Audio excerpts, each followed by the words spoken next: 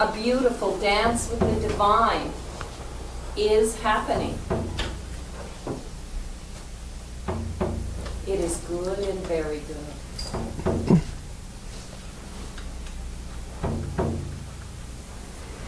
And it is to this truth that we are grateful that we are gathered here this evening, on this eve before the miracle birth. There is gratitude that fills the air, that flows from the heart of each one of us, in honor of one people, one world, one humanity. So as I move myself into this space of consciousness, in deep and abiding gratitude for the opportunity to come together in sacred spiritual community this evening, I release all the words that have been spoken back to where they have once come from, and allow them to expand the consciousness, the energy, the heart on this planet itself. We are the people. We have come to know our own truth and to be the light so that others may find their way. And so it is. And so it is. Welcome, everyone. Oh, it is so nice to see you.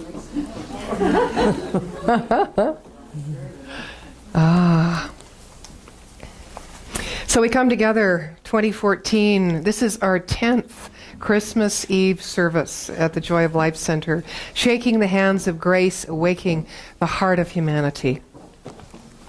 Thank you to all the practitioners who did our opening treatment this evening. And we welcome Christopher Baron and his wonderful sister Nikki, all the way from Toronto, who are going to be our guests this evening. You can clap. You know we're a free spirit here. Shaking the hands of grace, awakening the heart of humanity. So tonight we come together to celebrate both winter solstice, marking the beginning of the end of winter's darkness, and Christmas, marking the beginning of the end of our misconceptions about the power within our own divine humanity. We do so by awakening our heart to our own humanity, from which our Christ lightness goes before us on the truth of the one world, one people, and one humanity. Now on December 21st, which was marking the shortest day of the year, we all were doing varied things, weren't we, on that short day of the year? It's called solstice, as you know, because, which you may not know, it's when the sun's southward journey pauses for a while. In Latin, sol is sun, and sisto is stop. However, winter solstice is not just about astronomy. This unique date has a huge cultural implication, and for thousands of years, civilizations have celebrated this day with religious and cultural traditions. So, we have each been drawn here this evening for a variety of reasons. For some, our sun might be out of sight. Perhaps the light in our life is stilled or stopped, it seems. For some, we are wanting to understand how to shine our light in new and meaningful ways. A few words from Hafiz. How did the rose ever open its heart and give to this world all of its beauty? It felt the encouragement of light against its being. Otherwise, we all remain too frightened. Richard Rohr said, one wonders how far spiritual leaders, which I consider each one of you as being one, can genuinely lead us without some degree of mystical seeing and action. It is hardly an exaggerated statement to say that us and them seeing and the dualistic thinking that results is the foundation of almost all discontent and violence in the world. It allows heads of religion and state to avoid their own founders, their own national ideas, and their own better instincts. Lacking the contemplative gaze, such leaders will remain mere functionaries and technicians, without any big picture to guide them for the long term. The world and the churches are filled with such people, often using God language as a cover for their own lack of certainty or depth. So the question, what is faster than a speeding thought form? More powerful than an unbridled feeling and able to leap tall belief systems at a single bound? Answer, the Christ consciousness that dwells within each and every one of us. This infinite creative intelligence that resides within us is all powerful. It is the highest point of the sun and the sky in our lives. It is the cause of all effects. It is our destiny in a bottle. The snow in the snow globe when shaken. It is both our worldly reality and the mystery unfolding in our dreams and our prayers. It is all of the all, everywhere, always. But most importantly, it is the power for change within us. Mystical experience is having a direct experience of the numinous. Ernest Holmes said that the world needs this. It needs direct spiritual experience, not more opinions, beliefs, or dualistic thinking. I know that whenever I have been stumped in my path in ministry, not knowing what to do or to say, I have realized that a deeper experience of the presence was needed.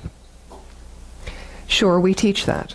And yet, for someone as opinionated as myself, it remains an ongoing learning curve, and I'm sure some of you can relate. So my question to you and to me is, do our opinions of our own humanity close our heart to the humanness of others? There once was a man who wrote no books, composed no songs, drew no pictures, carved no statues, amassed no fortune, commanded no army, ruled no nation. And yet, he who never wrote a line has been made a hero of unnumbered volumes. He who never wrote a song has put music into the hearts of nameless multitudes. He who never established an institution is the foundation of the church that bears his name. He who refused the kingdoms of this world has become the way, the truth, the light to millions. Yes, he whose death scarcely produced a ripple in the pool of history in his day has become a mighty current in the vast ocean of the centuries since he died, because he lived. We are here today that lives on through us in our awakened heart.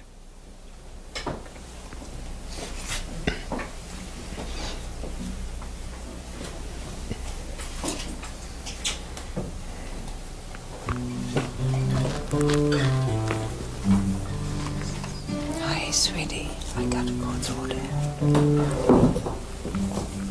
Okay. Who are you to my heart? Who are you to my soul?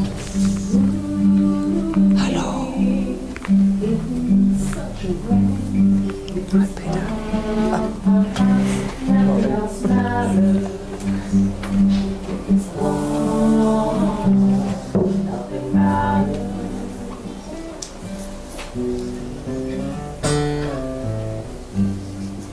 Thank you so much. How do you hear my thoughts? How do you know my longings? Answers, questions yet to be spoken. If it's love, perhaps nothing else matters. If it's love, nothing matters. It's love,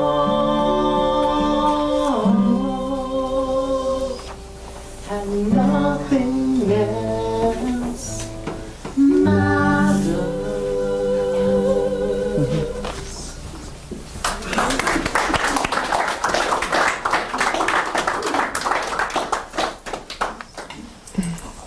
We perform this ceremony to promote the universal consciousness of life.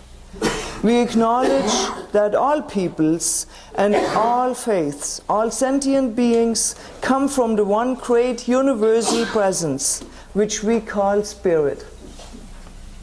Fundamental to this truth is the unifying nature of all diverse faiths thought, and experience which we honor here today. We light the candle for the Tao,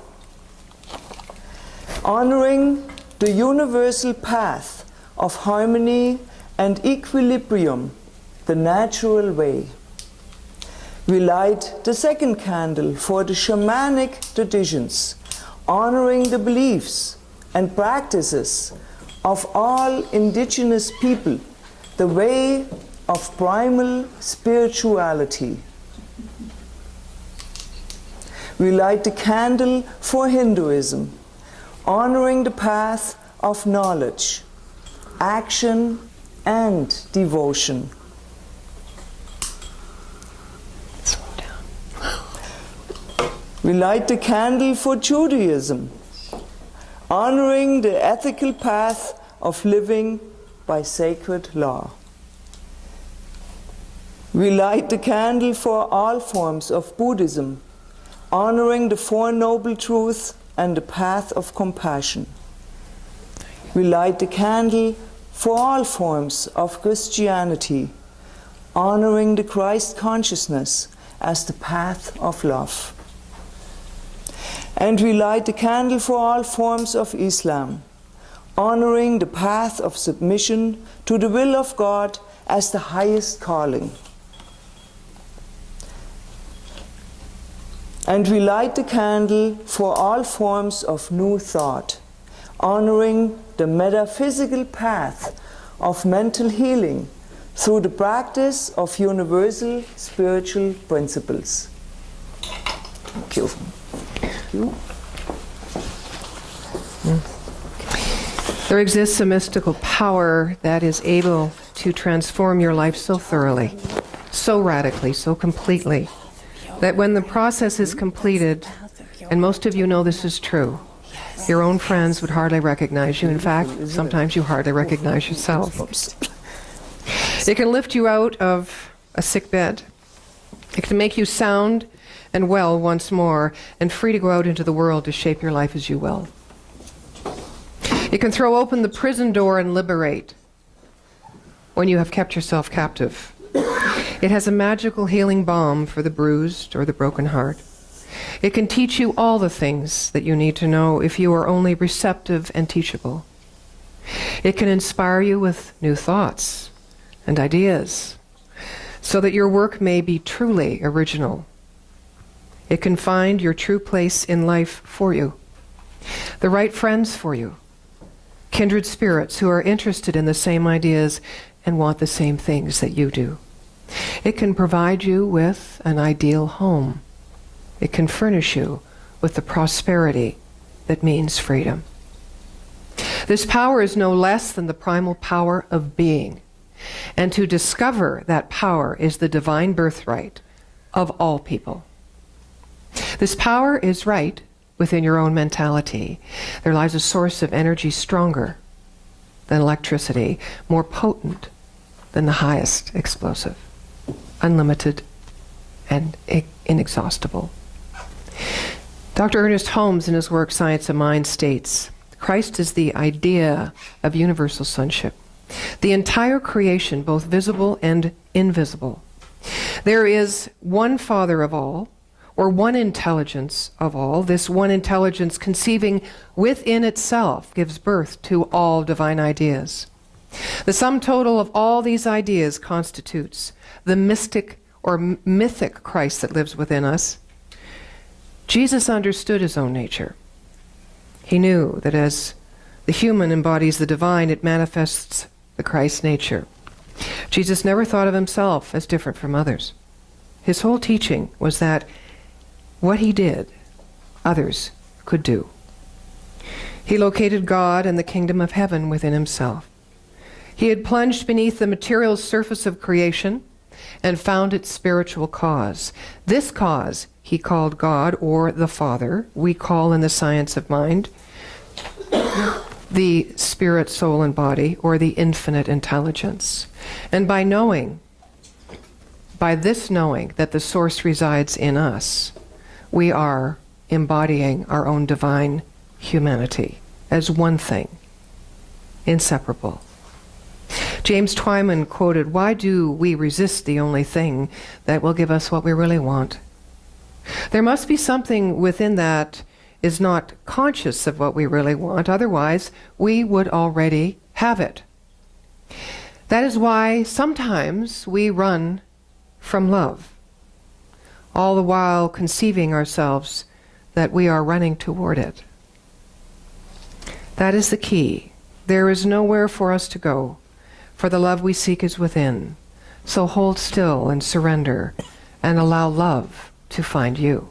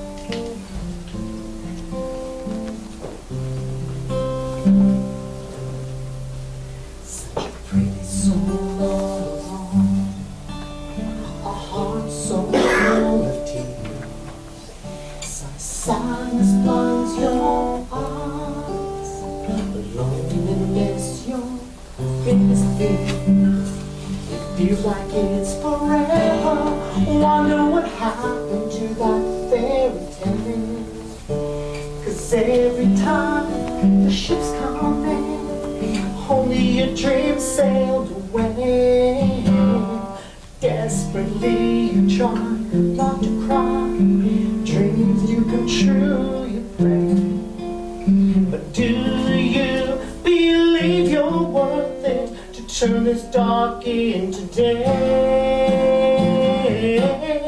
If you want to learn to love somebody, you gotta learn to love yourself. If you want to learn to love somebody, you gotta learn to love yourself.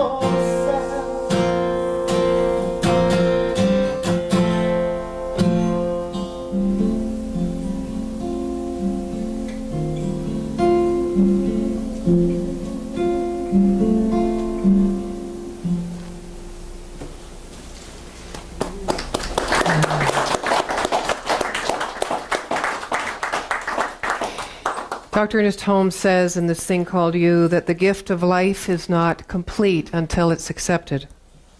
We must be open to receive and understand the true role of gratitude in our life by looking at everything as though we chose it. By looking at everything as though we chose it. No matter how much we think we're in control or can control the process, we need to understand that our work is done in the asking, the listening, and welcoming. I'd like to share with you now a story of a welcoming man and a consciously clear woman. A man and a woman who had been corresponding solely by mail fell in love with one another. They agreed to meet at the airport, but since they had never seen each other, they devised a plan that would help them recognize each other. She was to wear a green scarf and a green hat and have a green carnation pinned to her coat. When the man got off the plane, he immediately began looking for her. Suddenly, he saw a woman with a green scarf, a green hat, and a green carnation. His heart fell. She was one of the most unattractive women he had ever seen in his life. He was tempted to get back on the plane without approaching her. This represented, of course, race consciousness, the view of the world. Nevertheless, he walked over to the woman, he smiled and introduced himself. He allowed his Christ consciousness to take over. Immediately the woman said, "What's this all about anyway?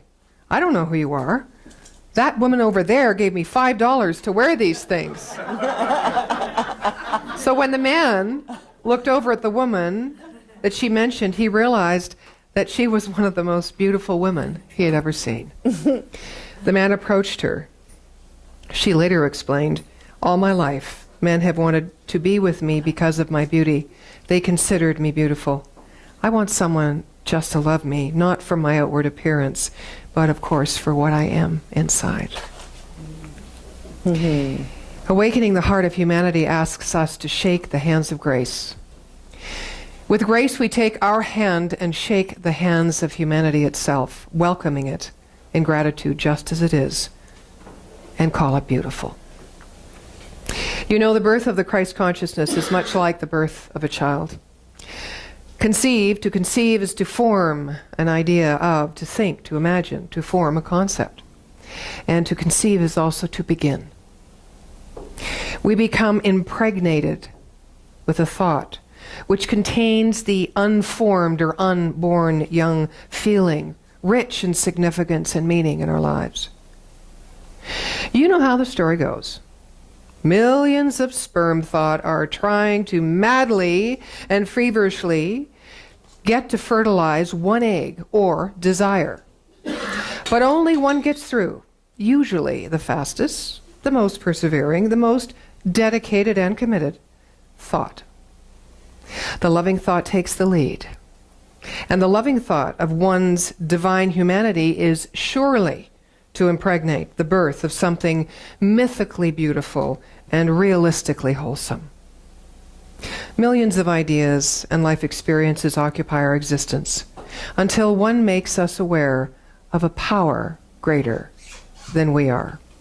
And by this I mean a greater power within us that we have not yet called upon to give us an expanded capacity to move through things like perhaps an illness, perhaps the breakup of a relationship. How about losing our job?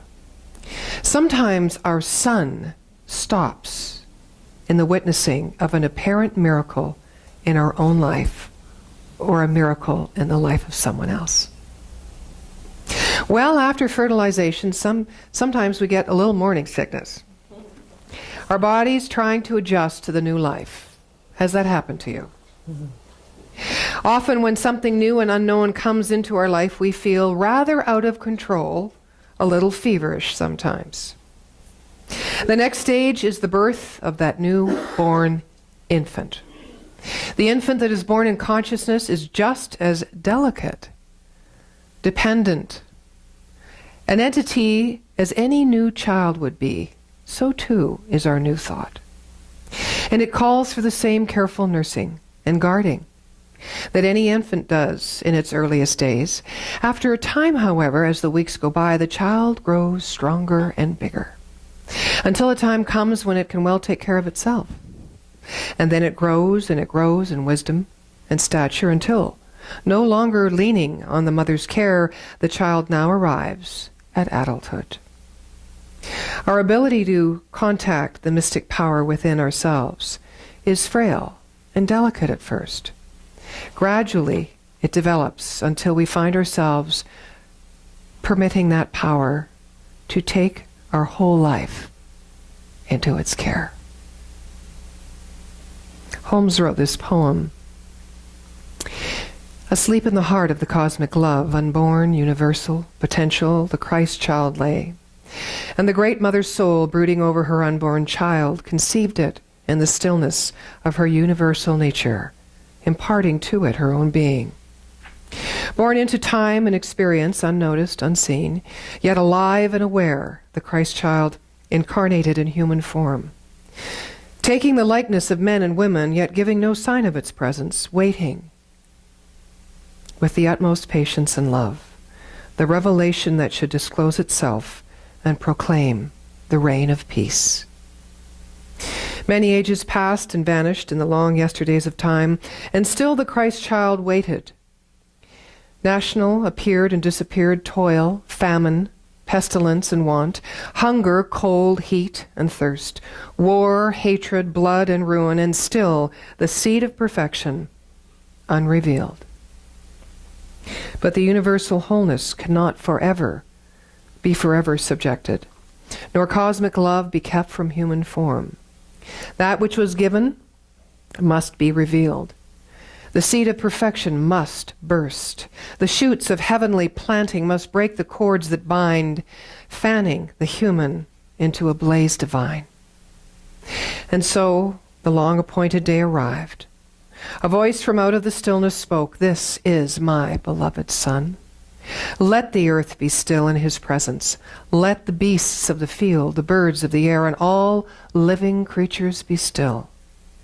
Let the hosts of heaven sing praises, and let the deep cry unto deep.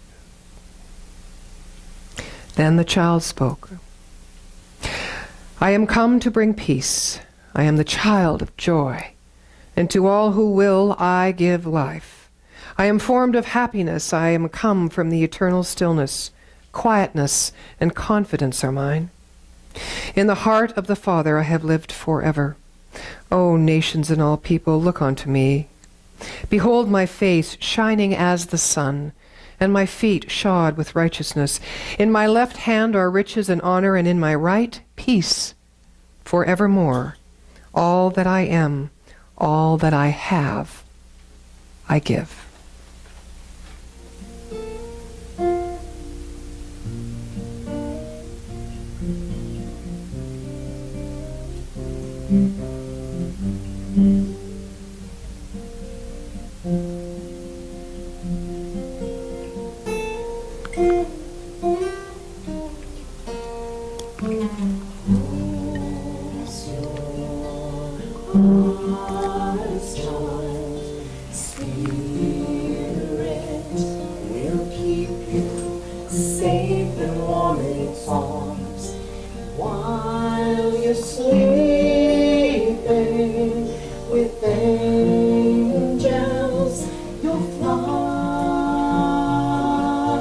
Trust in me, I'll be here when you wake.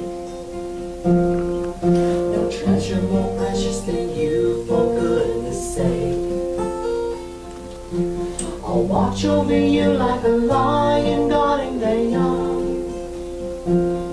While there's breath in me, no harm to you shall come. Bask in the sun, chase a dragonfly. No wish you wish will be denied. Surf with dolphins, dance on the beach. No magic land beyond your reach. Close your eyes, child. I love you. Close your eyes, child. I love you.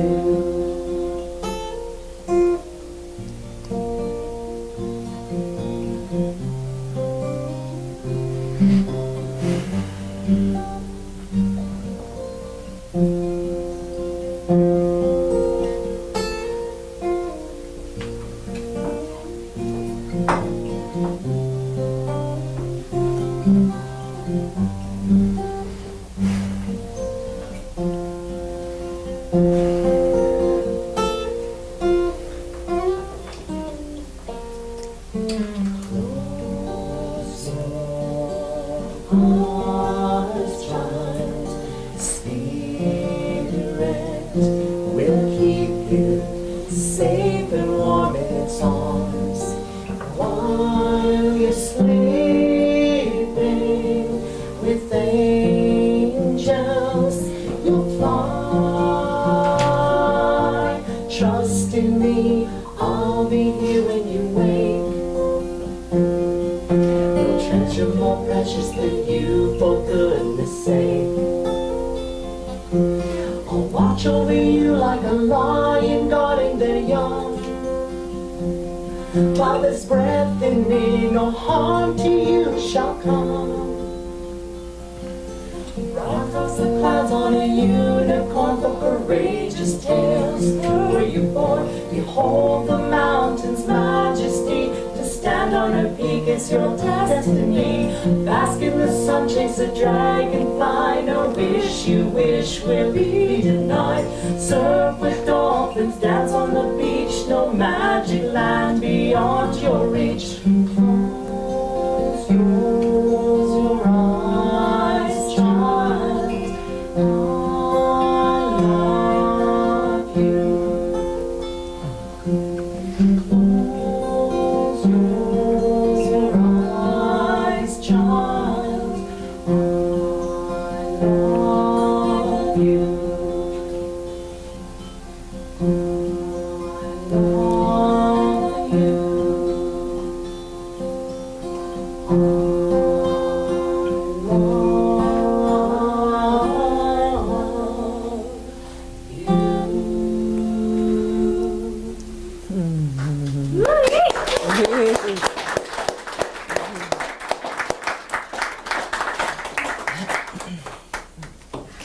generous, kind man known as a bit of a Scrooge was readying with his family to go to midnight mass on Christmas Eve when he was hesitant putting on his coat. His wife turned to him and asked, "Is something the matter?" With greater hesitancy, he spoke. "I feel like such a hypocrite. You know, I don't believe in all that incarnation stuff, and I can just no longer pretend that I do. I just can't go tonight. I would much rather stay at home, but I'll wait up for you." As he watched the car carrying his family drive down the driveway and round the bend, the snow began to fall. He reached for his favorite book and he settled in by the roaring fire. Soon he was beginning to relax and nod off when he was brought to his curiosity with several loud thumps. He thought to himself that someone must be throwing snowballs at his window, so he immediately rose and traveled in the direction of the noise. Stopping and looking out the window into the barely visible snow-blowing night, he saw several small birds lying in the snow, huddled for warmth, only slightly fluttering their wings. "I can't let these birds freeze in the snow, but what can I do?" He then thought about the barn in the back. He thought that would be warm. So with his coat barely on and a sense of urgency, he trudged through the deepening snow, flung open the doors to the barn, and exposed the birds to the light. They did not fly towards the barn. "Food! That's it," he thought. "I'll get them some food. That will call them into the warmth of the light." So he ran out of the house, he got some breadcrumbs, and he made a trail from where the birds remained flapping right to the barn. It didn't work. The man was now getting very anxious and began trying to shoo the birds in the direction of the light. Well, that got them moving in every direction except toward the barn. Full of dismay, the man thought to himself, "They must find me a strange and terrifying creature, and I can't seem to find any way to convince them to trust me. If only I could become a bird myself for just a few minutes, perhaps I could lead them to safety." And just at that moment, the church bells began to ring out. He stood there for a moment listening, and then he sank to his knees in the snow. Now I understand. Now I understand why God had to do it. Coming in the personhood of Jesus Christ to bring light to the places of darkness in the world, that light may find our way into each one of our own hearts. So we're to take this story, which, by the way, is the story of Mary Manon Morrissey's father. They were a very religious family, and every Christmas Eve, she tells the story that her mother would read from the Bible. And at the age of 58, this experience happened to her father, and so for every Christmas Eve thereafter, the children would have a Bible reading, and then they would have this story of the spiritual awakening of her father. So for me, I took this story and I just welcomed the miracle that I am just where I live, right where I live in my own heart, knowing that I am the Christ light in the embracement of my humanity. And so this is what truly the message is about this evening. It is awakening our heart of humanity, our own heart for our own humanity as the miracle birth. Bobby was getting cold sitting out in his backyard in the snow. He didn't wear boots. He didn't like them, and anyway, he didn't own any. The thin sneakers he wore had a few holes in them, and they did a poor job of keeping out the cold. Bobby had been in his backyard for about an hour already, and try as he might, he could not come up with an idea for his mother's Christmas gift. He shook his head as he thought, this is useless. Even if I do come up with an idea, I don't have any money to spend on it. Ever since his father had passed away 3 years ago, the family of 5 had struggled. It wasn't because his mother didn't care or try, there just never seemed to be enough. She works nights at hospitals, but the small wage that she was earning could only stretch so far. What the family lacked in money, the material things, they more than made up for in love and family unity. See, Bobby had 2 older and 1 younger sister who ran the household in their mother's absence, and all 3 of his sisters had already made beautiful gifts for their mother. Somehow he thought that just wasn't very fair. Here it was Christmas Eve already, and he had nothing. While wiping a tear from his eye, Bobby kicked the snow and started to walk down to the street where the shops and stores were. It wasn't easy being 6 without a father, especially when he needed a man to talk to. Bobby walked from shop to shop, looking into each decorated window. Everything seemed so beautiful and so out of reach. It was startling. It wasn't startling. It was starting to get dark. And Bobby reluctantly turned to walk home when he suddenly caught the glimmer of the setting sun's rays reflecting off something along the curb. He reached down and discovered a shiny dime. Never before has anyone felt so wealthy as Bobby felt at that moment. As he held his newfound treasure, a warmth spread throughout his entire body, and he walked into the first store he saw. His excitement quickly turned cold when the salesperson told him that he couldn't buy anything with only 1 dime. Well, he saw a flower shop, and he went inside to wait in line. When the shop owner asked if he could help him, Bobby presented the dime and asked if he could buy 1 flower for his mother's Christmas gift. The shop owner looked at Bobby and his 10-cent offering. Then he put his hand on Bobby's shoulder and said to him, "You just wait here, and I'll see what I can do for you." As Bobby waited, he looked at the beautiful flowers, and even though he was a boy, he could see why mothers and girls like flowers. The sound of the door closing as the last customer left jolted Bobby back to reality. All alone in the shop, Bobby began to feel a little alone and scared. Suddenly, the shop owner came out, and he moved to the counter, and there before Bobby's eyes lay 12 long stem red roses, with leaves of green and tiny white flowers all tied together with a big silver bow. Bobby's heart sank as the owner picked them up and placed them gently into a long white box. "That will be 10 cents, young man," the shop owner said, reaching out his hand for the dime. Slowly, Bobby moved his hand to give the man his dime. Could this be true? No one else would give him a thing for his dime.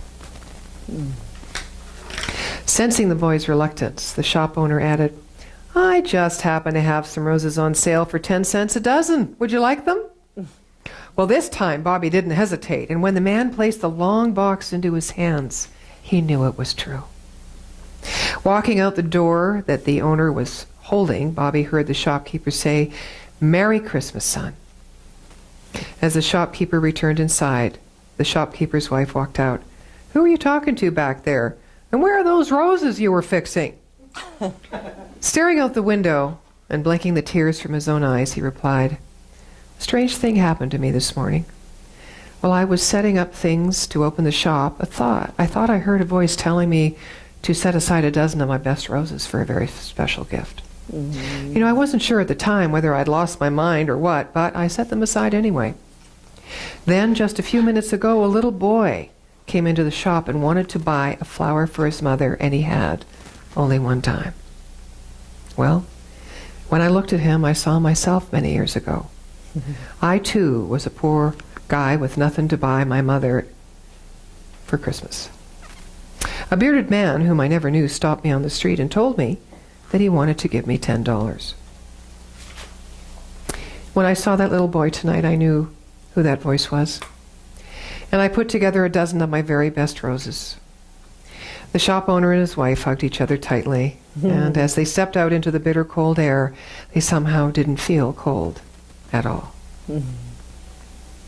When we feel lost, without, when things that are beautiful seem out of our reach, When we think we have only a dime and are not enough to exchange for the dream of our becoming, may we listen to the voice within ourselves, reach deeply into our pockets, and pull out a Christ-like silver bow to wrap around a dozen of the finest gifts that we have to give.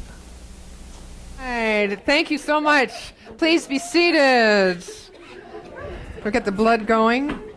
So you realize what the miracle birth is, right? It's you. The heart of Christ is in you, already awake, and therefore needs nothing to prove that it exists. However, there is another part of our mind which only seems to exist, that constantly tries to convince us that it is real, and yet there is nothing that it pulls around itself that proves anything but impermanence. It builds a world that seems to prove its existence, but all the laws of this world are the opposite of the laws of God.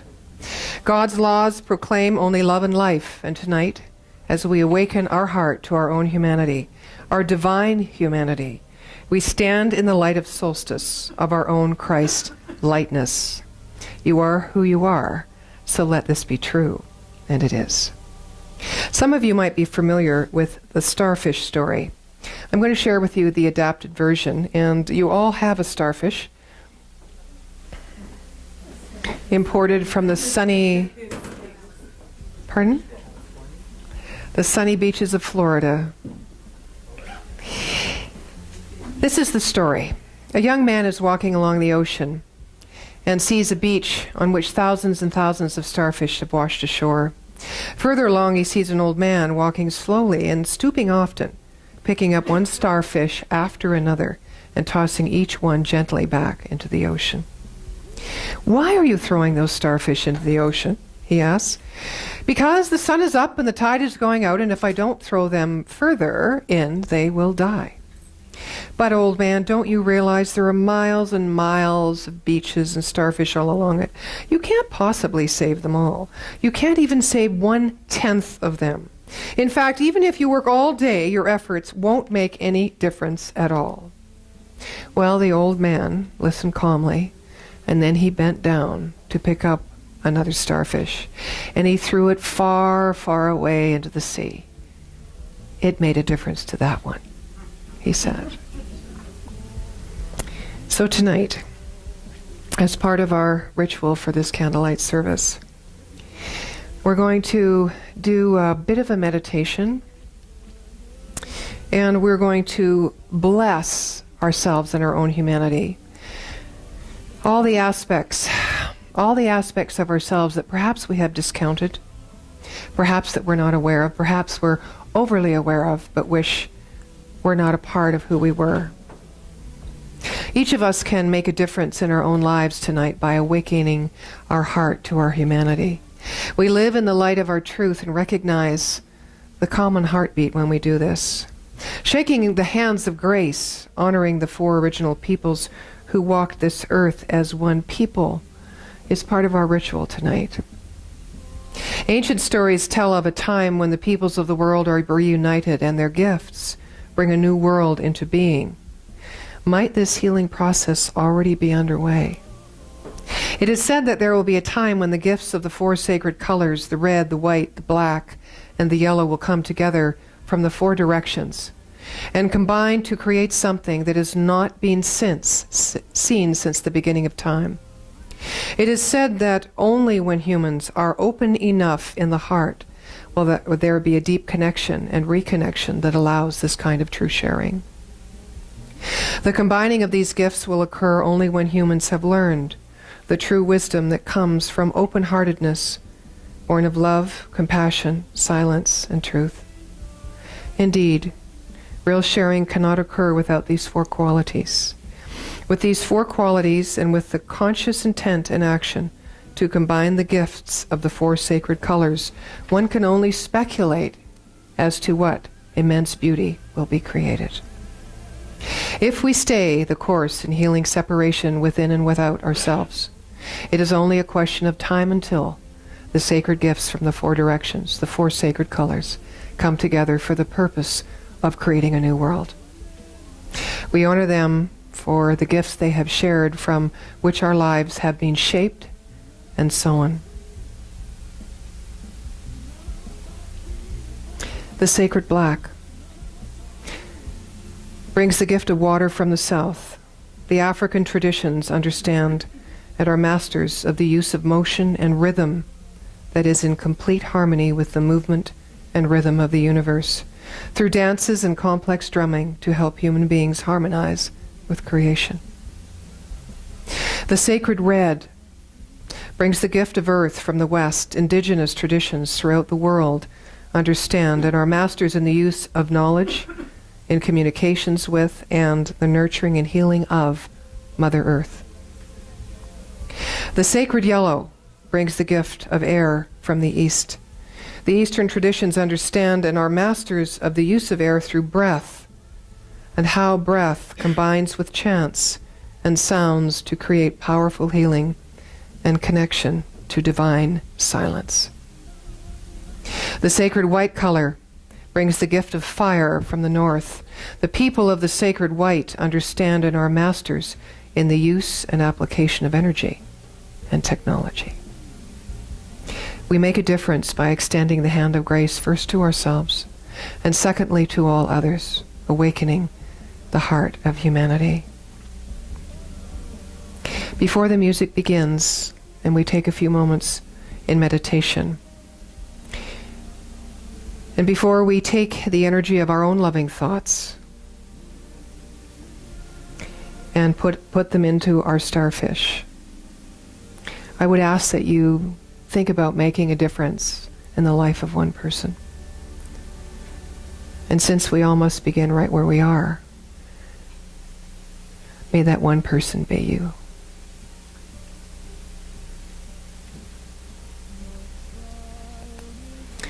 To honor the black and the west. Siya hambai, siya hambai, tutapule, to the north.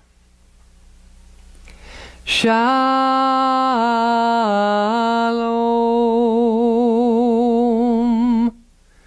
shalom.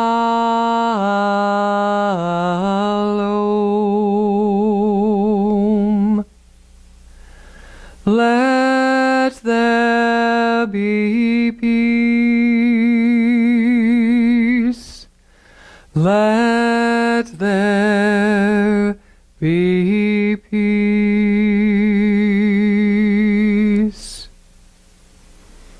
And to the east. Om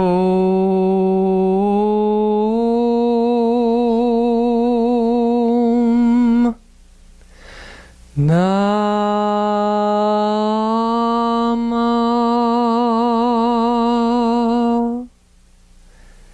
Shivaya.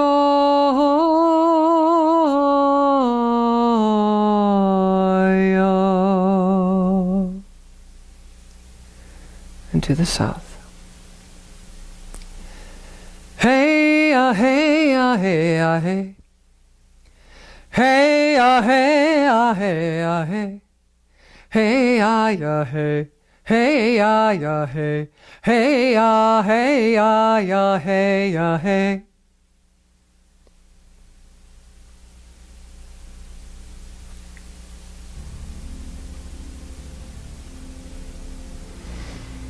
So let's begin with a deep breath.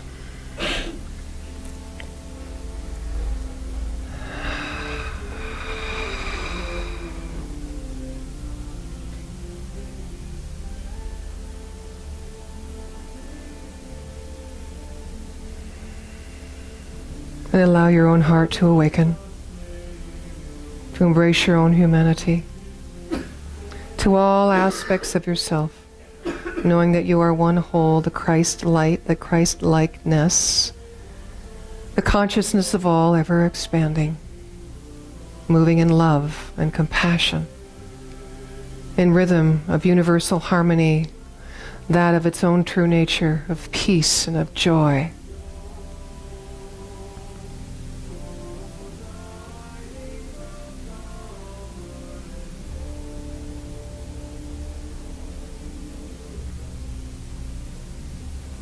And as you take your next breath,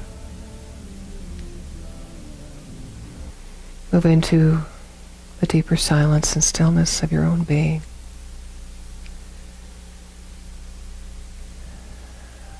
And let the love of your heart wash over you and rise within you.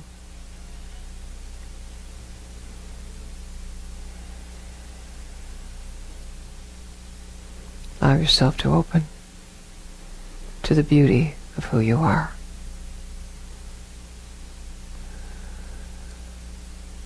And when you feel ready,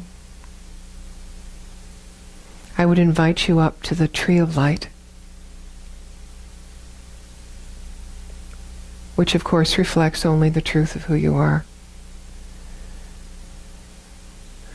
for you to hang your star upon the tree so that it may shine and continue to shine the light of truth in your own life and upon all those who cross your path. Please bring your candle with you, and on your way back to your seat, you may light your candle from one of the 4 directions, the one that most resonates with you and the purpose of your life here on this planet Earth at this time. Take back the gift that you are to your seat in deeper and more profound ways as you have given the gift that you are away.